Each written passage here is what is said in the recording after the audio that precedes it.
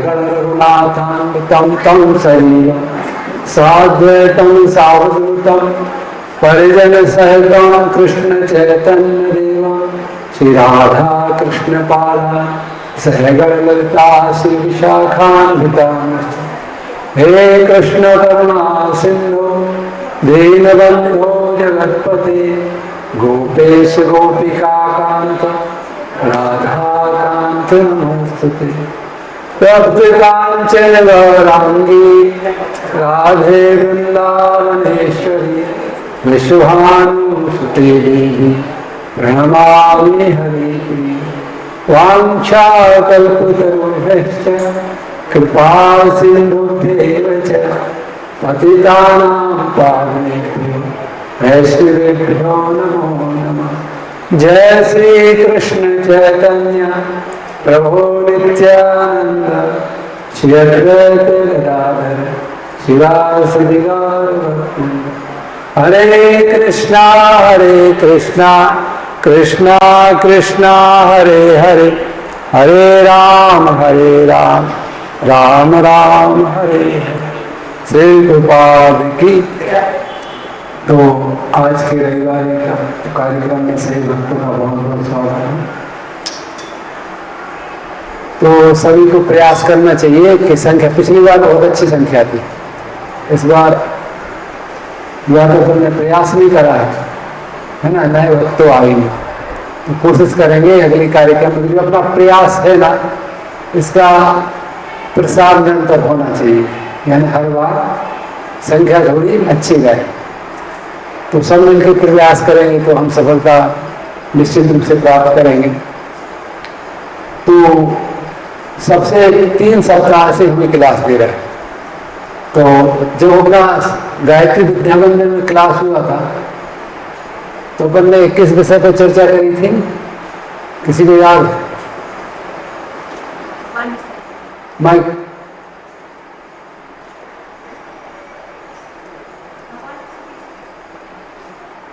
विषय क्या था?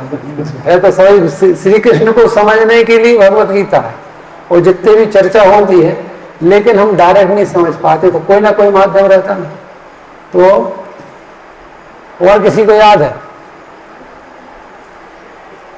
तो हमें बता रहे है ना। तो अपन ने करी थी ऋषिकेश भगवान। ऋषिकेश कौन है ना, याद आया? हमारी इंद्रियों के स्वामी। ऋषिकेश क्या अर्थ क्या है? हमारी इंद्रियों के स्वामी कौन है?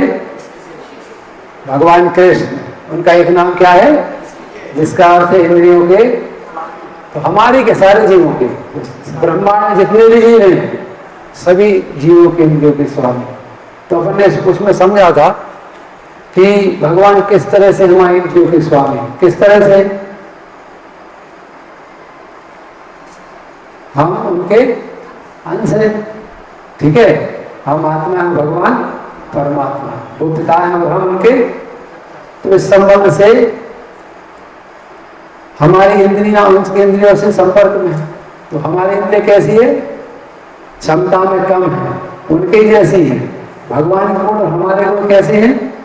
एक जैसे ही है, लेकिन उनकी क्षमताओं में अंतर है। भगवान में हर गुण 100% कितना है? 100%। और हमने कैसा है? बहुत ही आंशिक रूप से। तो इस संबंध से हमारी इंद्रिया के स्वामी कौन है? भगवान। उसके माध्यम से हमने समझा था कि जब हम भगवान की, चूंकि भगवान इंद्रियों के स्वामी हैं, तो सारे लोग हम क्या हो गए? उनके सेवक हो गए, है ना। एक और संबंध पे चर्चा करें ना, वो हमारे पिता है और हम उनके। तो इस संबंध से भी हम क्या होगा? उनके। हमारा कर्तव्य क्या है? उनकी सेवा करना। और जब हम उनकी सेवा करेंगे तो हम आनंद में रहेंगे। तो उस क्लास में ये निश्चित, यानी ये अपन ने चर्चा करी थी, उस क्लास की ये शिक्षा थी कि हम यदि व्यक्तिगत रूप से अपने इंद्रियों को संतुष्ट करेंगे तो कभी प्रसन्न नहीं हो पाएंगे, है ना। तो ऋषिकेश नाम से, भगवान के नाम से पता चल रहा है कि इंद्रियों के स्वामी हैं। तो यदि हम भगवान की इंद्रियों को संतुष्ट करेंगे तो क्या होगा? हम भी संतुष्ट हो जाएंगे। भगवान को प्रसन्न करने में ही हमारी प्रसन्नता है। और फिर पिछली कक्षा में क्या चर्चा हुई थी, है किसी को याद? कक्षा में आपने आत्मा परमात्मा उससे हमारा क्या संबंध है और नहीं, तो ये तो पिछली कक्षा में भी था, लेकिन इससे और कुछ, जैसे अपन ने समझा था कि जब हम अपनी हमें प्रसन्न होना है तो हमारा कर्तव्य क्या है, जब हम भगवान की इंद्रियों को प्रसन्न करेंगे तभी हम प्रसन्न हैं। तो उसमें एक शिक्षा क्या थी, बेस तो यही चलेगा, आत्मा परमात्मा। तो इसमें पिछली कक्षा अपन ने समझा था कि हम आत्मा हैं, है ना, हम आत्मा हैं, लेकिन हमें रियलाइज नहीं होता हम आत्मा हैं, है ना। तो उसमें भी अपन ने यही वाला उदाहरण दिया था कि हम आत्मा में भगवान परमात्मा है।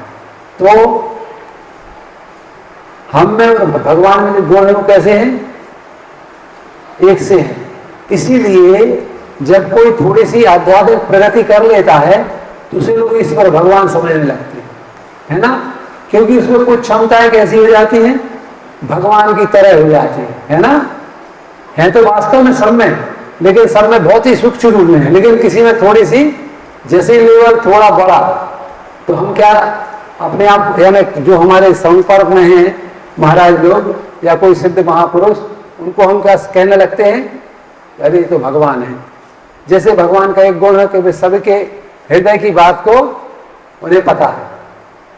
भगवान हम क्या सोच रहे हैं, क्या करने की कोशिश कर रहे हैं, सब बातों का पता किसको है, भगवान को है।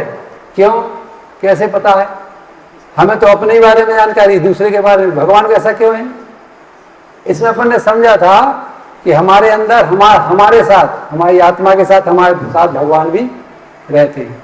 समझा था कि नहीं, कि हम अकेले नहीं हैं, भगवान हमारे साथ हमारी आत्मा बैठे हैं और क्या देख रहे हैं, हम क्या इच्छा कर रहे हैं। जो हम इच्छा करते हैं वो उन्हें पता चल जाती है ना।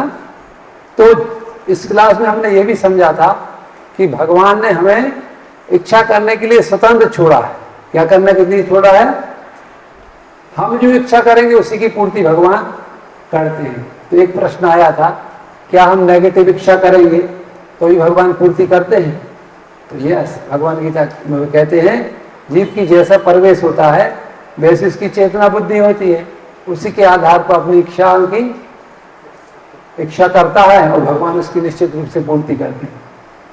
आपने कई उदाहरण देखे होंगे कि कोई व्यक्ति है जिसकी बहुत ही दिली इच्छा है कि मैं अमीर बन जाऊं, लेकिन उसके पास ना तो साधन है, ना शिक्षा है, ना धन है। तब भी यदि वो ठीक से बहुत ही ईमानदारी के साथ, निष्ठा के साथ इस शिक्षा करता, तो आप देखेंगे आपके आसपास ऐसे बहुत से लोग होंगे कि वो अपने मुकाम को प्राप्त कर लेते हैं। तो उसी संदर्भ में तो अपन ने बहुत सारी चर्चाएं करी थी। किसी को कुछ याद है? एकाध कोई घटना जिसे हमने समझाने के लिए कुछ चर्चा करी हो?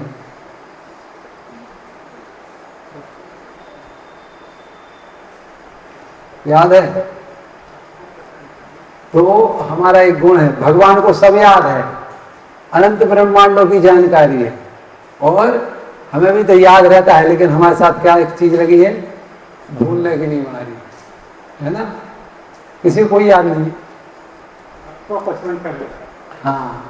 और उस भक्तों का संग एक चर्चा करी थी, लेकिन वो किसकी पूर्ति के लिए होगी? हम इच्छा अच्छी कैसे करें। ये कोई व्यक्ति नहीं सोचता कि हमारे साथ हम गलत हों, हम खलनायक बन जाए। प्रत्येक व्यक्ति सोचता है कि हमारे संपर्क में जितने भी लोग हैं, हमारे पड़ोसी हैं, हमारे मित्र हैं, हमारे रिश्तेदार हैं, सबके साथ हमारे बहुत ही मधुर संबंध है ना। लेकिन ऐसा हो नहीं पाता। हम बहुत चाहते हैं लेकिन पालन नहीं कर पाते। उसमें उस विषय में चर्चा हुई थी कि यदि हम अच्छी इच्छा, भगवान की सेवा प्राप्त करना चाहते हैं, तो यदि हम ऐसी इस तरह की इच्छा आएगी कैसे? तो उसको अपन ने समझा था कि जिस परिवेश में हम रहते हैं, जिन व्यक्तियों के संपर्क में रहेंगे, उनकी कार्यशैली, बुद्धि, चेतना हमें बहुत अधिक प्रभावित करती है और हमारी विचारधारा भी उसी तरह की हो जाती है। तो अपन ने एक पिक्चर का उदाहरण लिया था कि धूम पिक्चर अगर देखेंगे तो हम क्या बनेंगे, चोर बन जाएंगे। क्यों?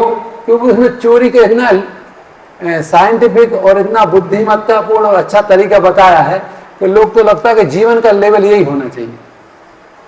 तो हम जैसे लोगों में रहेंगे उसी तरह की हमारी बुद्धि हो जाएगी और हम वैसे ही विचार रखेंगे और वैसे ही जब विचार रखेंगे तो वैसे ही कामना होगी, तो हमारे जीवन का जो रिजल्ट निकलेगा, परिणाम होगा, उसी में परिणित हो जाएगा। तो इसीलिए चर्चा करी थी कि यदि हमें कृष्ण भावना भावित होना है, भगवान की भक्ति में संलग्न होना है, तो भक्तों का संग करना नितांत आवश्यक है। और यही बताया था कि ये जो रविवारी कार्यक्रम आयोजित होते हैं इनका उद्देश्य क्या है, केवल और केवल भक्तों का संग। और भक्तों के संग से क्या होगा, क्या होगा भक्तों के संग से, कीर्तन होगा और भगवद गीता पे चर्चा होगी। तो अब एक और रिजल्ट निकला कि अपन ने पिछली कक्षा में चर्चा करी कि भगवान की भक्ति करना है और अपनी चेतना को ठीक करना है, तो संसार के बाकी कर्तव्यों के बारे में क्या होगा। तो भगवद गीता एक और बात स्पष्ट रूप से कह रही है कि आप अपना मन भगवान में लगाए रहे और आप अपने कर्तव्यों को छोड़ो मत। भगवद गीता क्या विषय है, किस विषय पर बनी भगवद गीता? अर्जुन को भ्रम हो गया था, वो अपने कर्तव्य से क्या कर रहा था, पलायन कर रहा था, भाग रहा था, विमुख हो रहा था, है ना। तो भगवान ने उसको क्लियर करा कि तुम्हें हमारे भक्त बनना है, लेकिन इसका मतलब ये नहीं है कि तुम गुफा में जाके बैठ जाओ और परिवार की सारी जिम्मेदारी क्या करो, नमस्ते करो, है ना। तो यदि गृहस्थ हैं तो जीवन पालन भी आवश्यक है, अगर स्टूडेंट हैं तो पढ़ाई करना बहुत ही आवश्यक है। और भी जो जिस फील्ड में है अपने कर्तव्यों को करते हुए, अपने सारे जीवन के कर्तव्यों का निर्वाह करते हुए भक्ति करना भगवद गीता हमें सिखाती है। तो अपन इसी की पुष्टि के लिए कि हम अपने कर्तव्य का पालन किस तरह से करें, तो आज की चर्चा प्रारंभ करेंगे। और ये सब बातें आएंगी कहां से, कोई कुछ भी कह दे और हम उसको स्वीकार कर लें, ये ऐसा नहीं करना चाहिए, है ना। उसके संबंध में हम कुछ चर्चाएं भी करी थी। कथा कथित कुछ भागवत के कथावाचक हैं और अन्य धार्मिक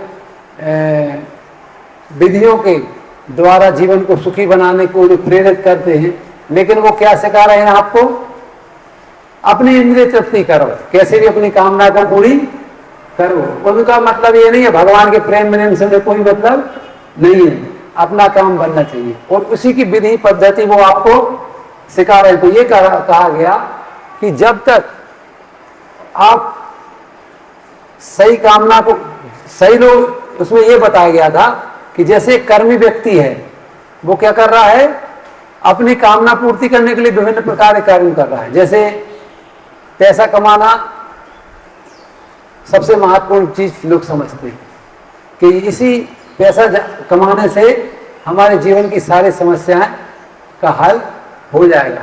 तो उसकी प्राप्ति के लिए आदमी कुछ भी नहीं देख रहा, सब प्रकार की मर्यादाओं का अतिक्रमण करते हुए धन अर्जन करने में लगा है, यहां तक कि अपने स्वास्थ्य के लिए भी ध्यान नहीं रखता। क्यों? क्योंकि वो समझता है कि इससे हमारी समस्या हल हो जाएगी।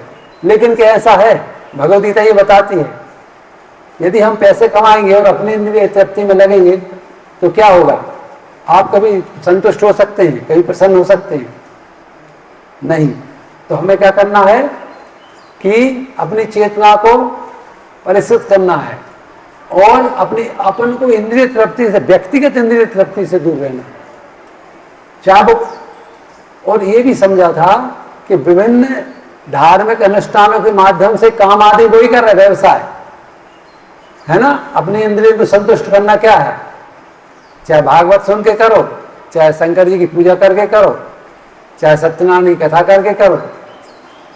लेकिन यदि आपका उद्देश्य केवल और केवल अपने इंद्रिय तृप्ति है तो आप कभी भी आध्यात्मिक प्रगति नहीं कर पाएंगे।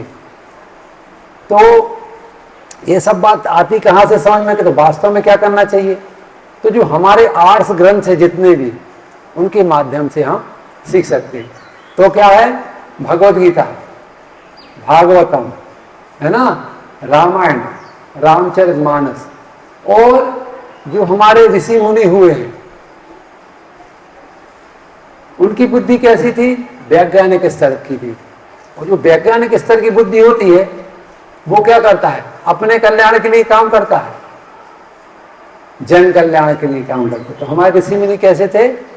जन कल्याण की भावना से उनने, जब उनके वर्तमान जीवन उनने प्रचार करा और उन्हें पता था कि आगे चल के लोगों का जीवन किस तरह से होगा, क्योंकि वो जानते हैं, शास्त्र बताते हैं, भागवत गीता बताती है कि जीव हमेशा कंफ्यूज रहेगा। क्या रहेगा? दिग्भ्रमित रहेगा। देख उसकी ये डाउट या ये कंफ्यूजन कैसे दूर हुआ? तो वो सब रचना करके गए। तो उसी क्रम में तुलसीदास जी ने एक दोहावली की रचना करी। तुलसीदास जी कितने ग्रंथ हैं? 12। कितने ग्रंथ हैं? 12। रामचरितमानस प्रमुख ग्रंथ, इसके अलावा हनुमान चालीसा, है ना, और भी है। उसमें एक दोहावली, गीतावली, कवितावली, दोहावली। तो दोहावली में तुलसीदास जी चर्चा कर रहे हैं व्यवहारिक जीवन की। नाम राम को अंक है और सब साधन शून्य, अंक गए कछु हाथ नहीं, अंक रहे 10 गुण। क्या बोल रहे हैं? नाम राम को अंक है। जो नाम है, जो कलयुग की विधि क्या है? भगवत की प्राप्ति कैसे होती है? कलयुग केवल नाम आधारा, सुमर सुमर नर। और क्या कहते हैं चैतन्य चरितामृत में? क्या कहते हैं? हरे नाम हरे नाम हरे नाम एव केवलम, कलौ नास्तेव नास्तेव नास्तेव गति। हरे नाम हरे नाम, हरि का नाम, हरि का नाम, वो केवल हरि का नाम। कलौ नास्तेव नास्तेव नास्तेव गति। कलयुग में अन्य कोई गति विधि नहीं है, नहीं है, नहीं है, नहीं है। तो क्या कह रहे हैं? नाम राम को अंक है, यानी भगवान का नाम है वो किसके समान है? अंक के समान है। और सब साधन शून्य, और जितने प्रकार के भी साधन हैं आजीविका अर्जन के, जितने भी साधन वे सब किसके समान है? शून्य के समान है। आजीविका अर्जन क्या होती है? जीवन को सुखी बनाने के लिए जो भी प्रयास कर रहे हैं, दान कर रहे हैं, तपस्या कर रहे हैं, व्रत कर रहे हैं, सदाचार का पालन कर रहे हैं, तीर्थ याटन कर रहे हैं, लेकिन भगवान के नाम के साथ यदि शून्य रहेगा, नाम किसके रूप में बताया? अंक के रूप में। और साधन किसके रूप में बना है? शून्य के रूप में। अगर नोट पे एक अंक है तो कितने का नोट हो गया? 1 रुपए का। एक शून्य लगा दिया तो कितने का नोट हो गया? कितने का हो गया? और एक और लगा दिया तो, एक और लगा दिया तो 1000। तो आप देख रहे हो कि जैसे जैसे शुल्क बढ़ रहे हैं तो कीमत। अब हम एक काम करें, 1000 का नोट इसमें शून्य 1 हटा दें। कितने शून्य बचे? कितने बचे? 3 शून्य बचे। अंक हटा लिया, 4 थे ना, 1000 में 4 अंक होते हैं। अब 1 हटा लिया, नोट कितने का बचा? कितने का बचा? 3 जीरो है तो 0 का नोट हो गया। उसका कोई महत्व है? क्या करोगे? किसी को भी दे दोगे या फेंक दोगे, है ना? अंक नहीं है। ऐसे ही 100 के नोट के साथ अंक हटा दें तो क्या हो जाएगा? कितने जीरो बचेंगे? मतलब रहेगा उस नोट का? टिकट विकट आ जाएगा, कुछ आइसक्रीम वाइसक्रीम। क्या करोगे? किसी को भी दो, तुम ले लो, ले लो। नकली नोट के लिए क्या करते? उसमें आसक्ति रहती है? बिल्कुल भी नहीं रहती। बड़े दिल खोल के दे देते, है ना? 10 के नोट में से हटा दो तो क्या बचेगा? उसकी भी कोई वैल्यू है? इसी तरह से जो अपन ने पिछले अध्याय में कक्षा में चर्चा करी थी, यदि हम इंद्रिय तृप्ति के लिए रहेंगे कहीं भी सुखी नहीं रहेंगे। तो जितने भी साधन हैं, कोई दान कर रहे हैं, किसके लिए रह रहे? हम सुखी हो जाए, हम सुखी हो जाए, हमारे सारे ग्रह खत्म हो जाए, हमारी बीमारी खत्म हो जाए। किसी ने पंडित जी बताया इतना जप कर लो, इतने लोगों को खिला दो, भंडारा करा दो, तो क्या हो जाएगा, जब से कुछ समान हो जाएगा और तुम्हारे ग्रह का प्रभाव क्या होगा, जितने लोग खाएंगे सबके ऊपर ट्रांसफर हो जाएगा, तुम्हारे पास से चला जाएगा। लेकिन कहीं ना कहीं तो चला जाएगा। तो एक चीज समझो, यदि तुम किसी को धोखे से फंसा लो तो क्या कहलाओगे, फ्रॉड कहलाओगे, धोखा देना। तो अगर हम इस तरह की विधि अपनाएंगे, और एक और चीज है, वो बट गई है आपके पास से चली गई, लेकिन घिर घिर के फिर आ जाने की क्या हो जाएगी, क्यों, क्योंकि आपने अपना दोष सबको दिया है, तो कुछ तो आपको लेना पड़ेगा। यानी अपराध करा है तो उसका पाप बनेगा ना, तो फिर नए रूप में आ जाएगा।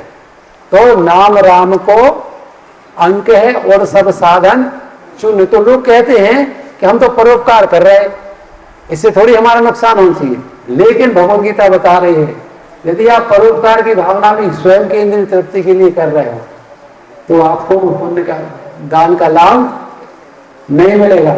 आपकी समस्या थोड़ी देर के लिए पोस्टपोन हो जाएगी, लेकिन आगे नए रूप में वो विथ ब्याज की इंटरेस्ट की आपके पास वापस आने वाली है।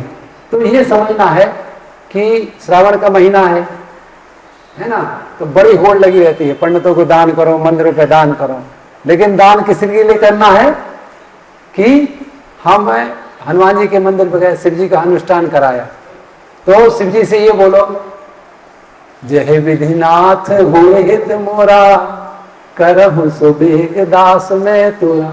हे भगवान, हम बड़े अज्ञानी हैं, हमें नहीं पता कि हमें क्या मांगना चाहिए, हमें समझ नहीं है हमें किस चीज के मांगने से लाभ होगा। एक छोटा बालक है, एक छोटा बच्चा है, जैसे हमारा कान्हा है, तो ये नहीं पता कि हमारा लाभ क्या होगा।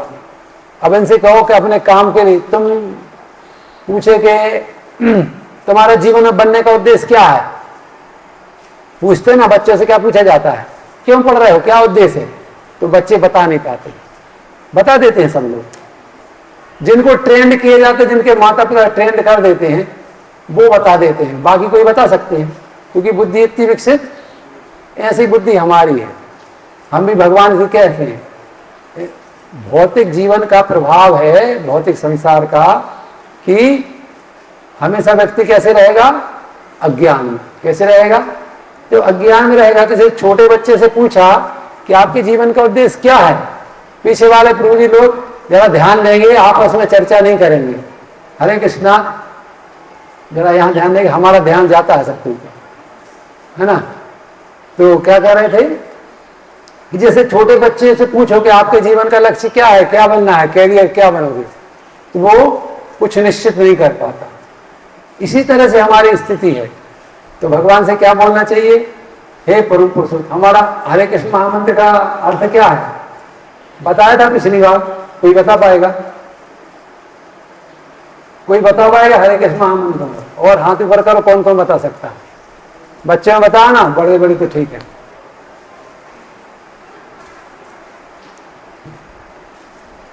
यहां से कोई बता पाएगा महामंत्र का अर्थ? हाँ, सिर नीचे करो, बढ़िया। यही तो असर है कि हर क्लास में आ रहे हैं, पूरे टाइम बैठ रहे हैं, लेकिन सब ऊपर से जा रहा है।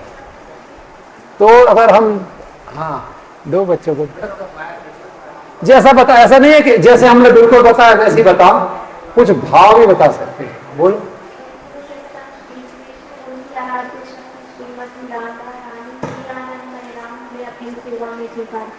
हाँ, वेरी गुड, ताली बजा सकते। तो हे परम पुरुषोत्तम श्री कृष्ण, उनकी अलाजमी शक्ति श्रीमती राधा रानी, हे आनंदमय राम, हम अपनी सेवा में स्वीकार। तो हमने क्या बोला, जय विधि नाथ हो हित मोरा, करम सुबेग दास में। हमें नहीं पता कि हम भगवान के अंश हैं, है ना, उनके पुत्र हैं, हमें क्या करना चाहिए। लेकिन जब हम भगवान से, तो कोई भी अनुष्ठान करो, चाहे राम का करो, चाहे हनुमान का करो, चाहे देवी का करो, चाहे गणेश का करो, चाहे शिव जी करो, यदि आप बोलते हो जय विधि नाथ हो हित मोरा, करहु सुबेग दास में तोरा, मैं आपका दास हूं, जिस विधि से मेरा कल्याण हो मुझे वैसा मार्गदर्शन करिए।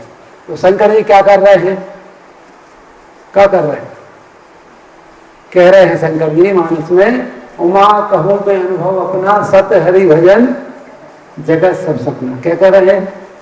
हे उमा मैं अपना अनुभव कहता हूं। क्या कह रहे हैं? हे पार्वती उमा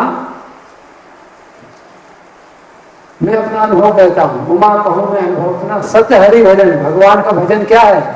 सत्य है, वास्तविक है, और जगत सब सपना। जगत कैसा है? स्वप्न के समान है। स्वप्न क्या होता है? कभी उससे स्वप्न से लाभ होता है? स्वप्न कब देखते हैं? सो गए, स्वप्न देखा और देखा कि एक सोने का बड़ा हड़ा मिल गया, तो स्वप्न में सब कैसे लगता है? बिल्कुल वास्तविक। तो क्या करते हैं? क्रिया भी करते ना, पकड़ के बैठ गए, ऐसे बैठे पकड़ के, और वैसे ही पकड़ के जब नींद खुली तो कैसे देखा? हाथ वैसे ही है, लेकिन बीच में क्या है? खाली जगह। अरे स्वप्न था, है ना? वास्तविकता पता चल गई तो मोह भंग हो गया। उसके पीछे भाग रहे, करे रिपोर्ट करने जा रहे, हमारा हड़ा था, रात में मिला था, अब वो कहाँ है? हम समझ गए स्वप्न वास्तविक नहीं है, इसलिए इससे हमें कुछ नहीं मिलना है, इसलिए उसकी विचार ही चला जाता है ना? तो ऐसे ही संसार है, हर चीज कैसी है? स्वप्न से तुलना करेगी। अब कहोगे नहीं नहीं, हर चीज तो बिल्कुल रियल है, कितने माइक से इतनी बड़ी आवाज आ रही है, पंखा हवा दे रहा है, अनुभव में हो रहा ना वास्तविकता का। स्वप्न में भी ऐसी वास्तविकता का अनुभव होता, लेकिन नींद कब खुलती है? जब हमारी मृत्यु होती है तो क्या होता है? मृत्यु होती है तो क्या होता है? हम जितनी भी चीजों में शक्ति रखें, मकान में, दुकान में, पैसे में, पद में, प्रतिष्ठा में, रूप में, क्या होता है? जितने भी चाहे पकड़ रहा कस के कि हम कौन हैं? जज हैं, ठीक है ना? हम राष्ट्रपति हैं, और मरे तो क्या हो गए? राष्ट्रपति हैं ये, इन्हें स्वर्ग भगवान के धाम ले जाओ, ऐसी योग्यता तो मिल जाती है क्या? रजिस्ट्री खोला जाता है, क्या क्या कर्म करे हैं, इसके आधार पर इनका विभाग मिलेगा, ऐसे ही है। तो यानी कहने का मतलब है कि मृत्यु क्या करती है? हाँ, सारी उपलब्धियों को क्या कर देगी? जीरो। इसलिए भगवान क्या कह रहे हैं? उमा कहूं मैं अनुभव अपना, सत्य हरि भजन जगत सब सपना। कि जगत अधिकतर हमारे यहाँ सनातन संस्कृति में क्या कहते हैं? सिकंदर का बहुत प्रसंग याद है, जब सिकंदर मरा तो उसने कहा था कि मेरे दोनों हाथ बाहर निकाल के ले जाना, कहा था। कथा तो सुन लेते हैं, बचपन में खूब सुनाई जाती है स्टूडेंट को, हमने भी छात्र जीवन में सुनी थी, उस टाइम समझ में नहीं आता हाथ निकाल के बाहर ले जाने से क्या मतलब है। अब और समझ में आता है, हाथ बाहर निकाल के ले जाने से यह तात्पर्य था कि सिकंदर ने कितने भूमि पर अधिकार कितना धन पे अधिकार किया, हाँ, लेकिन जाते समय एक भी चीज उसके हाथ में नहीं थी, सुई भी, यानी हाथ कैसे गया? खाली आया था और खाली चला गया। तो भजन जो भगवान का है, भजन जब करेंगे भक्तों के साथ तो हमारी बुद्धि कैसी हो जाएगी? ठीक रहेगी। तो हम समझ जाएंगे कि हमें वास्तव में क्या चाहिए। तो और भगवान शिव जी भी ऐसे कर रहे हैं, देवी जी भी ऐसे कर रहे हैं। इसको नहीं कहता कि देवी देवता की पूजा नहीं करो, लेकिन किस रूप में करो? शिव जी के स्वरूप देखा है, हाथ में क्या रहती है? और गणेश जी के हाथ में, देवी जी के हाथ में, जितने भी देवी देवता हैं, विश्वकर्मा जी हैं, क्या रहते? माला लिए रहते, बाकी अपने सामान भी लिए रहते काम के, क्योंकि वो भगवान के क्या है? ऑफिसर्स हैं, अधिकारी हैं, कर्मचारी हैं, है ना? लेकिन काम के साथ क्या कर रहे हैं? वो भजन भी कर रहे हैं, है ना? क्या कर रहे हैं? तो हमने क्या शुरू करा था? नाम राम को अंक है और सब साधन शून्य, अंक गए कछु हाथ नहीं, अंक रहे 10 गुण। यानी भगवान की भक्ति के साथ, भगवान की कलयुग की विधि क्या है? भगवान का नाम, ये विधि है और दूसरी विधि है। एक भगवदगीता ये बात भी स्पष्ट करती है, और भी बहुत सारी विधि है। तपस्या करना, अधिकतर लोग का आकर्षण आजकल क्या है? हमें तो योग सीखना है। क्या सीखना है? योग यानी तपस्या सीखना है। अब तपस्या में कहा जाएगा कि उसके स्टेप ही, तपस्या करने के स्टेप ही 6 है। ध्यान, धारणा, प्रत्याहार, इंद्रिय निग्रह, कर पाएंगे? कोई से कह दो चाय छोड़ दो, क्या कर दो? चाय पीना बंद कर दो। अच्छा ठीक है, स्वास्थ्य खराब होता है, होटल का खाना बंद कर दो, कर देते हैं क्या? बताओ, जब इतनी छोटी सी बात डॉक्टर मना कर रहा है, सिगरेट नहीं पीनी है मर जाओगे, शराब नहीं पीनी है मर जाओगे, लेकिन टीचर हैं, डॉक्टर हैं, डॉक्टर खुद पीता है, यानी अज्ञान में है। तो सोचो, सब कुछ जानकारी के बाद भी हम उनसे नहीं बच पा रहे हैं, तो हमारी हालत कितनी खराब है। तो इस उदाहरण के पहले हम क्या कर रहे थे आपसे? राम नाम को अंक है और सब साधन। तो जितने प्रकार के भी साधन है जिससे हम सुख भोगना चाहते हैं, वे बिना अंक के, बिना भगवान की भक्ति के, बिना नाम के आपका संग।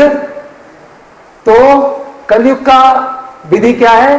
भगवान का नाम। अपन ने 2 चौपाई भी पढ़ी, चैतन्य चरितामृत की और मानस की। तो अब कहोगे कि इतनी सारी विधि क्यों है? तपस्या भी है, यज्ञ भी है, भगवान की सेवा पूजा भी है, लेकिन हर युग के हिसाब से अलग अलग विधियां थी। सतयुग में तपस्या के द्वारा भगवत प्राप्ति होती है।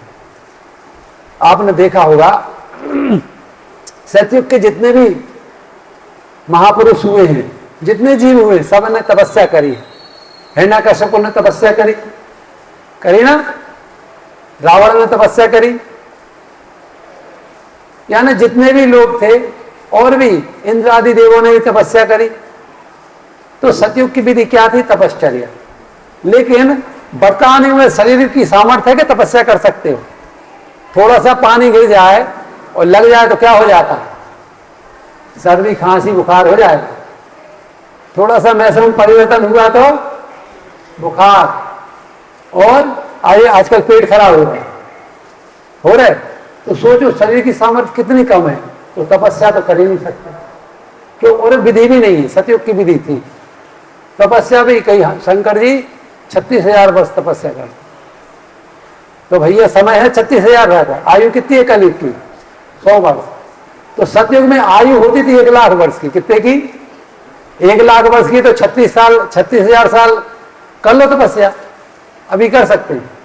क्यों? क्योंकि तपस्या की प्रोसेस लंबी है। तो एक तो समय नहीं है और दूसरा हमारे शरीर में सामर्थ्य नहीं। द्वापर की क्या विधि थी? त्रेता की। सतयुग के बाद क्या आया? त्रेता में यज्ञ के द्वारा भगवत प्राप्ति हुई। किसके द्वारा? तो यज्ञ के लिए जो सामग्री है सतयुग में उपलब्ध, त्रेता में उपलब्ध है, लेकिन कलयुग में उपलब्ध है क्या? यज्ञ के लिए क्या चाहिए? गौ-गब्ध चाहिए। क्या चाहिए? गौ-गब्ध। 5 प्रकार की चीजें चाहिए गौ की, जिनमें घी, दूध, दही है ना, घी, मूत्र और गोबर, इनसे यज्ञ होता है। तो घी चाहिए है यज्ञ के लिए, मुख्य चीज घी है। घी उपलब्ध है क्या? सही घी उपलब्ध है यज्ञ करने के लिए? अब जीव बहुत सारे लोग हैं और महत्व भी समझते घी खाना चाहिए, तो इतनी सारी जनसंख्या को घी कंपनियां खुआएंगी कि यज्ञ के लिए देंगी। यानी मांग ज्यादा और उत्पादन कम है, क्योंकि घी कहाँ से मिलता है? और विशेष रूप से गाय का घी उपयोग होता है। किसका घी? भैंस आदि का भी नहीं, लेकिन उतने जानवर ही नहीं है। गाय तो ठीक ही है, भैंस आदि भी इतने नहीं है कि उतनी पर्याप्त मात्रा में घी मिले। तो क्या हो रहा है? विभिन्न प्रकार के गिरोह पकड़े जा रहे हैं, कंपनियां पकड़ी जा रही। कानपुर में कुछ समय पहले एक वीडियो आ रहा था कि वहां पे जो बूचड़ खाने हैं, जहां से मांस गायें कटती हैं, भैंसें कटती हैं, जानवर कटते हैं, वहां से चर्बी, क्योंकि बहुत महंगे जानवर खरीदे जाते हैं, तो केवल मांस ही प्राप्त नहीं कर जाता, उनसे खाल, उनकी हड्डी, उनकी चर्बी, उनके विभिन्न प्रकार के ब्लड, खून, इनसे प्रोडक्ट बन रहे हैं, खाने पीने की चीजें, प्रसाधन सामग्रियां। तो चर्बी का उपयोग किस रूप में कर रहे लोग? वनस्पति तेल में, घी में डाल दें। तो वो जो पकड़ा गया था गिरोह, उसमें बड़े बड़े ब्रांडेड कंपनियों के वो रेपर छपवाए रखे थे। तो कहने का तात्पर्य है कि सामग्री उपलब्ध नहीं है तो हम यज्ञ की भी सामर्थ्य नहीं है। अब फिर क्या आया? द्वापर। द्वापर में किसके द्वारा भगवत प्राप्ति हुई थी? भगवान की सेवा के द्वारा। किसके द्वारा? तो सेवा के लिए सबसे बड़ी चीज चाहिए भाव और पवित्रता। क्या चाहिए? भाव। आप घर में पूजा करते हो भगवान की, तो मन में ऐसा लगता है, भगवान की सेवा में कुछ अच्छा लगता है, एक काम जैसा लगता है कि हमारी घर की ड्यूटी है, घर का काम है कि भगवान की हमें पूजा करनी है ना? ऐसे ही रुचि से नहीं होता है। इसीलिए घर में एक आदमी आदमी रहता है जो पूजा करता है, कि सब करते हैं। अगर नोट देने की बात हो जाए, आइसक्रीम खाने की बात हो जाए, तो बिना बुलाए सब लोग आ जाएंगे। क्यों? क्योंकि उसमें रुचि है। लेकिन भगवान की सेवा में रुचि नहीं है, तो माँ कर रही है या दादी घर में पूजा करती है, ठीक है ना, या पिताजी करते हैं। बच्चों से कह दो आज हमें काम है, तुम पूजा करना, नहीं नहीं हमें नहीं करना, हम तो पढ़ाई कर रहे हैं। चाहे उतना काम नहीं, पढ़ाई नहीं कर रहे, उस टाइम जरूर लेके बैठ जाएंगे। तो हमारी रुचि नहीं है। क्यों? क्योंकि हमारी चेतना वैसी नहीं है और पवित्रता भी नहीं है। हम बोल रहे हैं ना, बोलेंगे थूक का एक कदम निकलेगा तो कैसे हो जाएंगे? स्नान करना पड़ेगा। यानी परिवेश इस तरह का है कि आपकी ना विचारों की शुद्धता है, ना वस्तुओं की और ना स्वयं की। यहां तक कि भाव भी पवित्र नहीं है। भगवान की सेवा किसके? भगवान के आनंद के लिए होना चाहिए। हम किसके लिए कर रहे हैं? भोग लगा रहे हैं, जो खा रहे हैं वो किसके लिए खा रहे हैं? स्वयं के लिए लगा रहे भोग।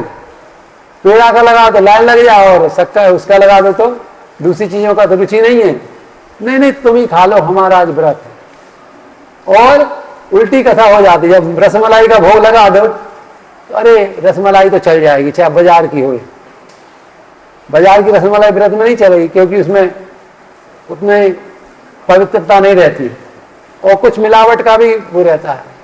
अरे वो तो व्रत की है, नहीं नहीं खा लेंगे, व्रत की खा सकते हैं। एक नहीं, हमारा तो व्रत है, 2-4 और दे दो।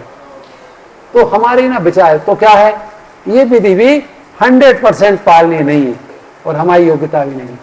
और इनके लिए प्रोसेस चाहिए, विधि चाहिए। जैसे मोटरसाइकिल है, एक क्या है, यंत्र की है, विभिन्न प्रकार के कल पुर्जों से बना एक सिस्टम है। यदि उसमें से एक स्क्रू खोल के और निकाल लें तो मोटरसाइकिल स्टार्ट हो जाएगी। कार्बोरेटर का खोलो नहीं, एक स्क्रू ज्यादा ढीला कर दो, मोटरसाइकिल स्टार्ट हो जाएगी। इसी तरह से ये जो प्रोसेस है, जितने भी तपस्या और यज्ञ और भगवान की सेवा, ये प्रोसेस है। यदि इनमें एक छोटी सी भी कमी हो जाती है, प्रोसेस पूरी नहीं होती, अपना 100% लाभ नहीं देती। एक और ये कारण। लेकिन कलयुग की परिस्थिति को अनुसार नाम आप कैसे भी लो, भगवद गीता में भगवान कहते हैं किसी विधि से नाम लो, आप भगवत प्राप्ति निश्चित रूप से हो जाएगी। भगवत प्राप्ति निश्चित रूप से हो जाएगी। पिछली कक्षा में अपन ने चर्चा करी थी कि हमारे श्रील प्रभुपाद जी कहाँ प्रचार करने गए? अमेरिका। और वहां कौन लोग रहते हैं? जो निरंतर 4 पाप कर्मों में निरंतर लिप्त हैं। वहां की संस्कृति ही है। भारत की संस्कृति थोड़ी अच्छी ही है। हमारे यहाँ कहा जाता है नशा करना क्या है? पाप है। मांसाहार करना पाप है। जुआ खेलना पाप है। व्यभिचार करना पाप है। लेकिन ये चारों चीजें विदेश में कल्चर है। क्या है? वहां की परंपरा संस्कृति है। व्यभिचार करना क्या है? लिविंग रिलेशनशिप वहां क्या है? वहीं से भारत में आया। वहां का प्रचलन नहीं है, साथ बिना शादी के रहो, लड़का लड़की। और खाने के लिए क्या खाते हैं? हमारे यहाँ कहते हैं मांसाहार पाप है, भगवान को भोग लगा के शाकाहार वस्तु खाना चाहिए। वहां का क्या कल्चर है? हर चीज क्या करती है? घर में रसोई नहीं होती वहां पे, सबके घरों में रसोई नहीं होती। क्या फिर भूखे रहते क्या? नहीं, स्टोरों पे पैक सामान मिलते हैं। जो बर्गर पिज्जा है ना, वहीं की देन है। लोग बनाने का फुर्सत नहीं है, कंपनियां बनाती हैं और प्रिजर्वेटिव मिला के फ्रिज में रख के बेचती रहती हैं। यानी कैसा खाते हैं हम? कैसा खाते हैं? दूध से तो सड़ा हुआ, और तो वो निरंतर खा रहे, वहां कल्चर ही है। और दूसरा, जब उल्टा सीधे चीज खा रहे तो पचाने के लिए शराबादी एसिडिक चीजें खानी पड़ती है ना। तो खाएंगे तो क्या होगा? वो भी एक आवश्यकता हो गई, उसमें नशा है तो और मदमस्त हो गए, कल्चर हो गया। और चौथी चीज क्या बची? जुआ, है ना, पैसा बहुत है और इस तरह काम करेंगे तो क्या हो जाएगा। तो प्रभुपाद जी ने ऐसे 4 पाप कर्मों निरंतर लिप्त व्यक्तियों को भक्त बना दिया। आपने देखा होगा, अपन ने पिछली बार चर्चा करी थी कि वृंदावन जाइए और बड़े बड़े जितने भी शहर हैं, इस्कॉन के मंदिर हैं, जहां भी वहां जाएंगे तो बहुत सारे विदेशी भक्त लोग मिलेंगे, है ना, धोती कुर्ता पहने, जपमाला लिए हुए और जप करते हुए, कीर्तन गाते हुए, नाचते हुए, है ना। तो उनमें इतने शुद्ध भक्त कैसे हो गए वो? हमारी संस्कृति को हम नहीं अपना पा रहे, क्यों? क्योंकि हम उसके महत्व को नहीं समझ रहे। लेकिन प्रभुपाद जी के माध्यम से जब वो महत्व को समझे तो प्रभुपाद जी ने कैसे करा? उन्हें कोई जादू करा क्या? कोई डायरेक्ट सिद्धि दे दी, कुछ आशीर्वाद दे दिया?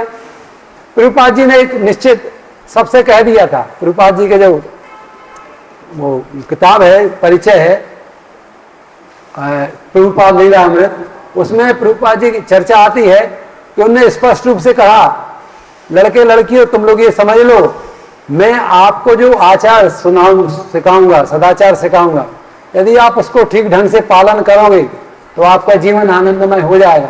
मैं आपको डायरेक्ट कोई आशीर्वाद नहीं, क्योंकि विदेश में बहुत सारे भारतीय महापुरुष या सन्यासी साधु लोग जाते, विभिन्न प्रकार के चमत्कार आदि दिखा के उनको भौतिक इंद्रिय तृप्त करने के लाभ बताते। तो उन्होंने कहा, मैं जो सदाचार आपको सिखा रहा हूं उसका आप ठीक ढंग से स्वयं पालन करेंगे तभी लाभ होगा। मैं आपको कोई गिफ्ट नहीं करूंगा, कोई आशीर्वाद प्रदान नहीं करूंगा कि आपका जीवन जादू से नीचे से ऊपर हो जाए। तो वो जादू क्या सिखाया प्रभुपाद जी ने? महामंत्र सिखाया। क्या सिखाया? हरे कृष्णा कृष्णा कृष्णा हरे हरे, हरे राम राम राम। तो इसको कहते हैं कृष्ण भावना अमृत। भगवान से क्या है? ये प्रार्थना है। क्या प्रार्थना है? इसका बड़ा रहस्य है। और ये किससे जुड़ा है? आत्मा और परमात्मा से। अपन ने पिछली कक्षा में यही रियलाइज बताया था विभिन्न प्रकार से कि हम आत्मा है। हम कह लेते हैं लेकिन हम अब मानते नहीं है। तो हमने विभिन्न माध्यम समझा था कि हम आत्मा ही हैं। और जब तक हम इस रियलाइजेशन को, इसको पालन नहीं करेंगे, इस बात को स्वीकार नहीं करेंगे, तब तक भगवान से प्रेम हो ही नहीं पाएगा, भगवान से भक्ति हम कर ही नहीं पाएंगे। तो भगवद गीता की पहली शिक्षा है कि हम कौन हैंगे, और इसको क्या कहा गया है? क्या कहा गया है? ब्रह्म जिज्ञासा। क्या कहा गया है? यानी ब्रह्म जिज्ञासा क्यों कहा गया? ये सबसे बड़ी जिज्ञासा, सबसे बड़ा प्रश्न, सबसे बड़ा समाधान। यदि इसको समझ गए तो आपका कल्याण, मानव जीवन सफल निश्चित रूप से हो जाएगा। और जब तक आप समझो कि हम शरीर हैं, तब तक आप प्रयास करते रहो कि हम शरीर हैं, तो शरीर को सुखी रखना है। और इस शरीर से संबंधित जितने लोग हैं वे हमारे लोग हैं, बाकी सब हमारे दुश्मन है ना। एक संस्कृति कहती है जो हमारे कल्चर के हैं वे ही हमारे भाई हैं, बाकी सब कौन है? काफिर हैं, सबको क्या करो? मारो। लेकिन जब हम समझ जाएं कि हम आत्मा हैं, परमात्मा के अंश हैं और सारे जीव परमात्मा के अंश हैं, तो क्या समझ जाएंगे? सारे हमारे कौन हैं? भाई बहन हैं। तो जब हम आत्मा समझ जाएं कि हम आत्मा हैं, तभी हम इस थ्योरी को समझ पाएंगे, वसुधैव कुटुंबकम। अभी प्रधानमंत्री गए थे हमारे, कितने देशों की यात्रा पे, क्या लेक्चर दिया ये इन्होंने?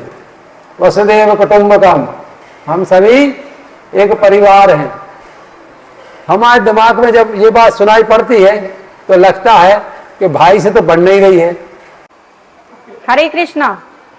जैसा कि सभी जानते हैं कि कल से अधिक मास यानी पुरुषोत्तम मास शुरू हो रहा है, तो आज हम पुरुषोत्तम मास यानी अधिक मास के बारे में जानने का प्रयास करते हैं।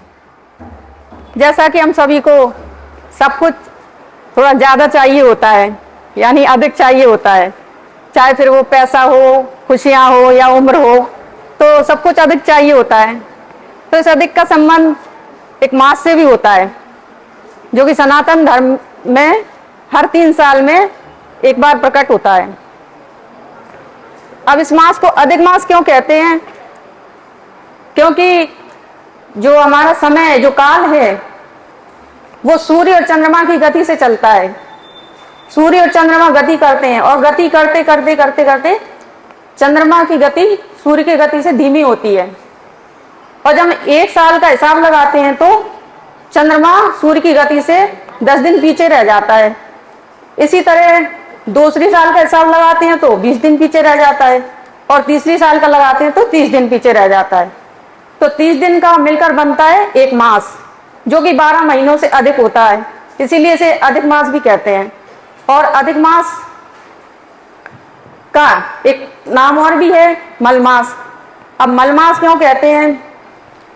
क्या हुआ कि एक बार साल के इन 12 महीनों ने मिलकर मूर्तिमान होकर एक जगह एकत्रित होकर मीटिंग की।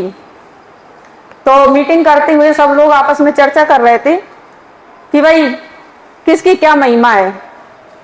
तो सभी आपस में चर्चा करते हुए बोले, भाई चैत्र मास तुम्हारी क्या महिमा है? तो चैत्र मास बोले, भाई मेरे महीने में तो भगवान राम का जन्म होता है। तो इसी तरह श्रावण मास से पूछा कि तुम्हारी क्या महिमा है? तो श्रावण मास ने कहा कि मेरे महीने में भगवान कृष्ण का जन्म होता है। फिर कार्तिक मास से पूछा तो कार्तिक मास ने कहा, भाई मेरे महीने में तो भगवान कृष्ण ने गोवर्धन उठाया था, और गोपाष्टमी के दिन भगवान कृष्ण को बछड़े चराने की अनुमति मिली थी, और राधा कुंड श्याम कुंड का निर्माण हुआ था। तो इसी तरह सब अपनी अपनी महिमा बता रहे थे। तो अधिक मास भी उन्हीं के बीच में चुपचाप बैठा हुआ था। तो सब महीनों ने मिलकर पूछा, भाई अधिक मास तुम्हारी क्या महिमा है? तो अधिक मास ने कहा, मेरी तो कोई महिमा नहीं है। तो सभी महीने मिलकर अधिक मास का उपवास उड़ाने लगे, कहने लगे कि इसका तो न वार है, न त्योहार है, न कोई तिथि है कि जिसमें धार्मिक कार्य कर सके, न कोई उत्सव है, तो ये तो मल के समान है। तो इस तरह उसका नाम मलमास पड़ गया। अब अधिक मास को बहुत दुख हुआ, कष्ट हुआ, और दुखी होकर वह नारद जी के पास गया। तो नारद जी को सब बताया। नारद जी विष्णु भगवान के पास ले गए, और विष्णु भगवान अधिक मास को लेकर, जो कि आध्यात्मिक जगत गोलोक वृंदावन धाम है, उसको लेकर वहां गए, जहाँ की भगवान कृष्ण गोपियों के साथ, राधा रानी के साथ नित्य लीलाएं कर रहे हैं, और सहस्त्र सहस्त्र लक्ष्मी भगवान की सेवा में लगी हुई है। तो वहां भगवान विष्णु अधिक मास को लेकर गए। तो भगवान कृष्ण, जो कि भगवान पुरुषोत्तम है, उन्होंने उसको स्वीकार किया। तो जिसके कारण उसका एक और नाम पड़ा, पुरुषोत्तम मास। जो कि भगवान ने जिसको स्वीकार कर लिया, तो भगवान का नाम भी उसको मिल गया।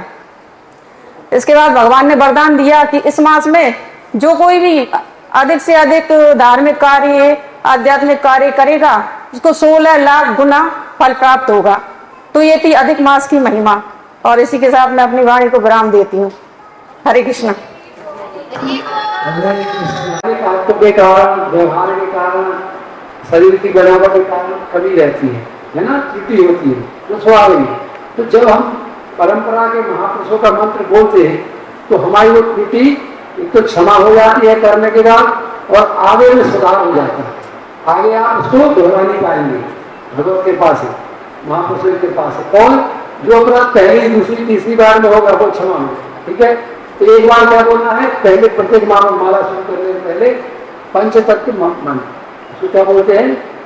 फिर सुनेरी को गोली मूर्ति को पकड़ेंगे, और क्या करेंगे? जो महामंत्र के बाद उसको पूरा बोलेंगे, हरे कृष्ण कृष्ण कृष्ण हरे हरे, हरे राम राम राम हरे। जब पूरा हो जाएगा तो हम क्या करेंगे? अगले पे जाएंगे। माला जपने क्या भी है, एक मूर्ति पकड़ के पूरा मंत्र बोलना। ऐसे नहीं कि हरे कृष्ण हरे राम राम हरे। इस तरह का अभ्यास है लोग, है ना। तो क्या है? ये गिनने की विधि है। क्या है कि माला गिनने की विधि। तो एक पूरा बोलोगे तब एक ही बार होगा ना। एक बार बोलो, 3-4 सरदार तो क्या बोला है? वो गड़बड़ है। तो क्या करना है? एक पकड़ के एक ही बार बोलना। और क्या ध्यान रखना है? जो बोल रहे हैं कान से सुनना। क्या करना है? जब आप कान से सुनोगे तो क्या हो जाएगा? आपका ध्यान हर जगह से हट के कहाँ जाएगा? प्रार्थना जो कर रहे हैं उसमें आपका केंद्रित हो जाएगा, है ना। तो क्या? हरे कृष्ण कृष्ण कृष्ण हरे हरे, हरे राम राम राम हरे। सुनोगे तो ये क्या है? भगवान से प्रार्थना। क्या है? हे परम पुरुषोत्तम श्री कृष्ण, उनके अनादि सती श्रीमती राधा रानी, हे आनंदमय राम, हमें अपनी सेवा में स्वीकार। तो जब हम प्रार्थना करेंगे और एक बार सिलेक्ट हो गए यदि, भगवान ने एक बार सुन ली तो क्या हो जाएंगे हम? अगर हमें क्या होगा, नौकरी मिल जाएगी, अगर बड़ी नौकरी एक बार मिल जाएगी तो सफल हो जाते करें। कलेक्टर कितनी बार बनना है जीवन में? एक बार नहीं। और एप्पल का सीईओ है ना, और बड़ी कंपनी का सीईओ। तो हम ये बड़े बड़े क्यों नौकरी चाहते हैं? क्योंकि जो बड़ी फर्म होती है हमें ज्यादा सुविधा देती है, ज्यादा पैसे देती है ना। और भगवान कौन है? सबसे बड़ी कंपनी के मालिक है कि नहीं? अनंत कोटि ब्रह्मांड के स्वामी। यदि हम उनकी सेवा करें कितनी बड़ी तनख्वाह मिलेगी? दूसरी नौकरी की आवश्यकता, भगवान के धाम में पहुंच जाएंगे, ठीक है ना। और जब हम सेवा करेंगे, उनकी सेवा मांग लेंगे, तो यही विज्ञान। तो अगर हम इस प्रैक्टिस को ठीक ढंग से करेंगे तो जितनी विधि है मुझे बताई होगी तथा में नाम राम को अंकित तो सफल हो जाएंगे, ठीक है। इस प्रैक्टिस को आप करेंगे और ये डेली करनी है। कितनी करनी है? जितना समय मिले। जैसे कम से कम एक माला तो करें, जैसे 16 माला तक पहुंचना है। कितने तक? कितने तक? 16 माला। तो डरो नहीं, प्रारंभ में 1 या 2 जितना समय उतना करिए। जब आपको प्रेरणा होगी तो अपने नियम में आ जाएंगे, ठीक। तो हम प्रैक्टिस करेंगे। हाँ, देखिए प्रभु जी ने जो महाराज जप की बात कही, ये एक बार हम लोग व्यास पूजा में इस्कॉन उज्जैन गए हुए थे। वहां पर एक साउथ कोरिया के जो है एक बहुत बड़े प्रभु जी आए हुए थे। उन्होंने इसके पूरे साइंटिफिक एविडेंस, वैज्ञानिक तथ्य पूरे पेश किए। इस पर पूरी स्टडी हुई है बाकायदा। तो ये सब बातें हैं, इसलिए मैं कहना चाह रहा हूँ इसके प्रति आपका विश्वास बढ़े। उन्होंने वैज्ञानिक रूप से सारी बातें एक बड़ी स्लाइड पर, कभी मौका मिला तो उस स्लाइड में हम लोग शेयर करेंगे, सिद्ध करके बताई कि किस तरह से जब कोशिकाएं अपनी विभाजित होती हैं तो उस पर जो है हरिनाम का क्या प्रभाव पड़ता है।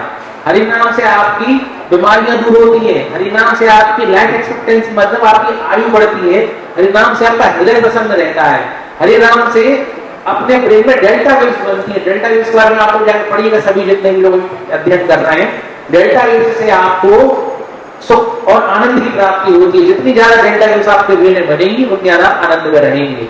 और ये सारी बातें बाकायदा साइंटिफिकली प्रूवन है, IIT इंदौर ने भी प्रूव की है और साउथ कोरियन साइंटिस्ट थे वो, उन्होंने भी ये सारी बातें बताई। तो ये सब बातें जो है ना इसलिए कही जा रही है कि कोई हवाबाजी नहीं हो रही यहाँ पर। यहाँ पर जो कहा जाता है तथ्यात्मक बात कही जा रही है, वैज्ञानिक आधार पर कही जा रही है। इसलिए इसमें विश्वास रखिए और निरंतर रूप से इसकी प्रैक्टिस करते रहिए। चलिए हम जब करते हैं। प्रभु जी जो बता रहे हैं, पिछले साल उज्जैन में प्रभुपाद मेमोरियल फेस्टिवल, आप डालेंगे इसमें प्रभुपाद मेमोरियल फेस्टिवल 2022 डालेंगे तो जो प्रभु जी बता रहे हैं साउथ कोरिया की, तो वो पूरा प्रोग्राम उसमें इंटरनेट पे डला है। तो आप उसमें सर्च कर सकते हैं और देख सकते हैं। मैं प्रभु जी बता रहे हैं किस तरह के मंत्र या प्रार्थना हमारे जीवन में, हमारे शरीर में, हमारे जीवन पर प्रभाव डालती है। तो इसको हम महत्व को समझेंगे तो उस प्रैक्टिस को अपने आप करेंगे। इस्कॉन उज्जैन की जो YouTube चैनल है उस पर आप चाहे तो आप प्रोग्राम मिल जाए, इस्कॉन उज्जैन। उसमें पूरा प्रोग्राम करने के लिए क्या करना है? आपको सिर्फ बोल के सुनना है और एक बार में एक ही करना है और 100 हो जाए तो आपका काम हो गया उसमें, ठीक है। तो हम एक प्रैक्टिस करेंगे। हरे कृष्ण कृष्ण कृष्ण हरे हरे, हरे राम राम राम हरे हरे कृष्ण कृष्ण कृष्ण हरे हरे, हरे राम राम हरे हरे कृष्ण कृष्ण हरे हरे, राम राम। अब अपना माइक बंद कर दे, सबकी आवाज अपने करनी है। हरे कृष्ण कृष्ण हरे हरे, हरे राम राम हरे हरे, हरे कृष्ण कृष्ण हरे हरे, हरे राम राम हरे हरे, हरे कृष्ण कृष्ण हरे हरे, राम राम हरे हरे, हरे कृष्ण कृष्ण हरे हरे, हरे राम राम हरे हरे, कृष्ण कृष्ण हरे हरे, राम हरे हरे, हरे कृष्ण। ध्यान से करिए सब लोग, सुन के एक दूसरे की तरफ देख के हंस के नहीं करो। हरे कृष्ण कृष्ण हरे हरे, हरे राम राम हरे हरे, हरे कृष्ण। दूर बैठो, एक दूसरे की तरफ सामने मुँह कर लो, बिल्कुल सामने। हरे कृष्ण कृष्ण हरे हरे, राम राम हरे कृष्ण कृष्ण हरे हरे, राम राम हरे हरे, हरे राम राम हरे हरे, हरे कृष्ण कृष्ण हरे हरे, राम राम हरे। और स्पष्ट रूप से सुनना है शब्दों को, उसके हिसाब से अपने बोलने की स्पीड भी बना सकते हैं, जल्दी भी और बस स्पष्ट रहे उतनी स्पीड में बोलना है। ऐसे नहीं कि कुछ भी समझ में नहीं आ रहा बोलते जा, तो ऐसे नहीं जल्दी करने के चक्कर में, जैसे हम लोग करते जल्दी तो लोग सोचे अरे जी तो बहुत जल्दी कर रहे हैं, तो जिनकी प्रैक्टिस है वो उनके जल्दी हो जाए।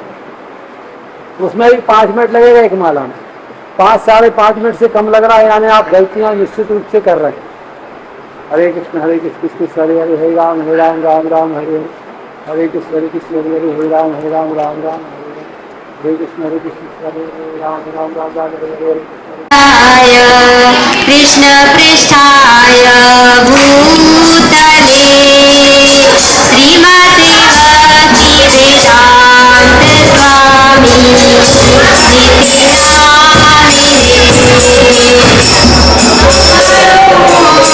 विष्णुपदाय कृष्ण पृष्ठाय भूतले श्रीमते भक्ति वेदांत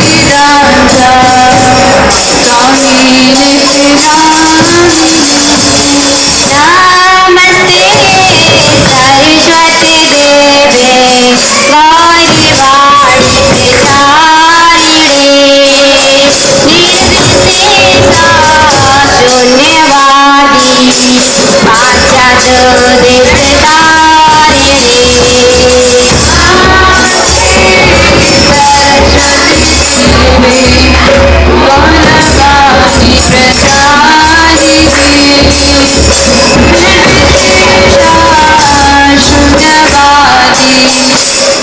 पाश्चात्य देशतारिणे।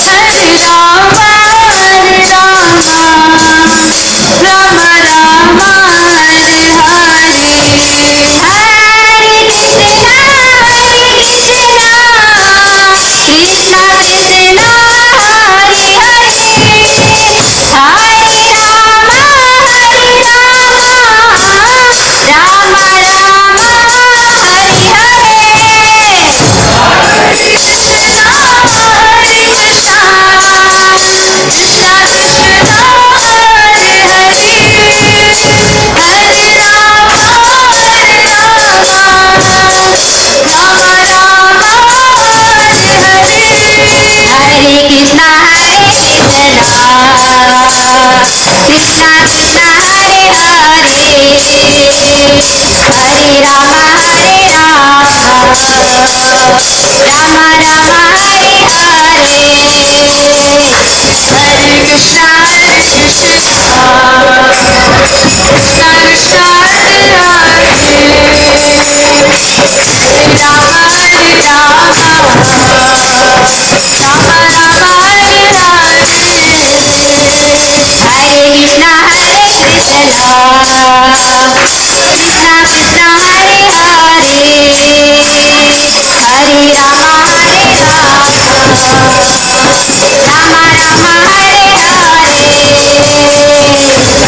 कृष्णा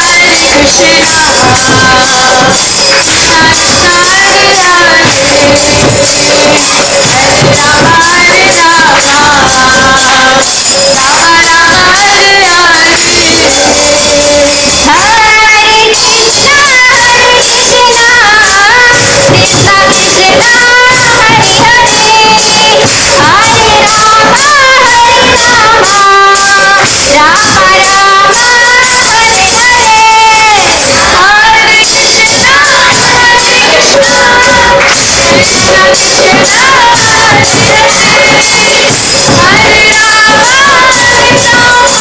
कृष्णा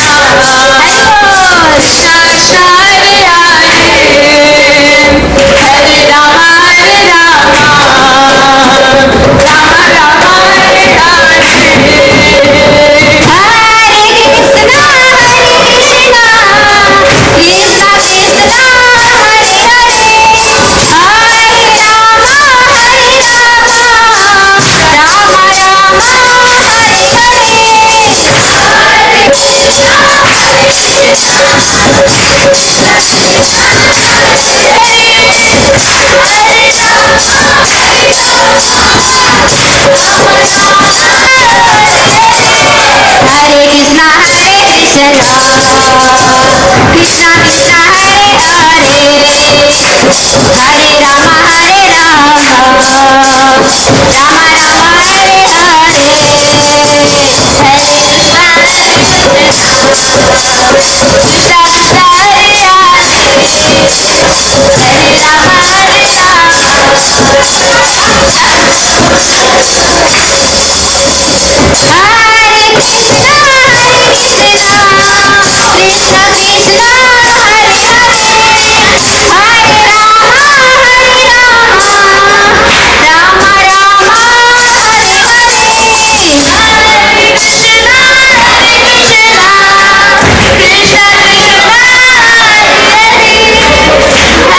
राम